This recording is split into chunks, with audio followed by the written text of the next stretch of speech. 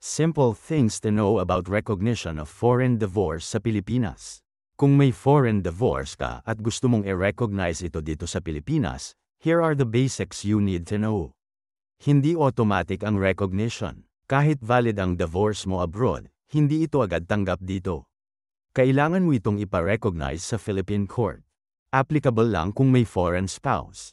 Ang foreign divorce recognition ay para lang sa mga Pinoy na may foreigner na asawa. Kung parehong Pinoy kayo, hindi ito applicable. Annulment dapat. Kailangan ng mga dokumento. Ihanda ang certified copy ng divorce decree at ang batas ng bansa kung saan nangyari ang divorce. Kailangang patunayan na valid ito sa foreign country. Bukod dito, kailangan din ng iba pang Japanese documents at Philippine documents. May court process. Mag-file ng petition sa regional trial court. Medyo may gastos at time involved, pero required ito para ma-update ang civil status mo. Para saan ang recognition of foreign divorce? Kapag na-recognize na, pwede ka nang magpakasal ulit sa Pilipinas or ayusin ang mga legal documents mo like passport or property titles.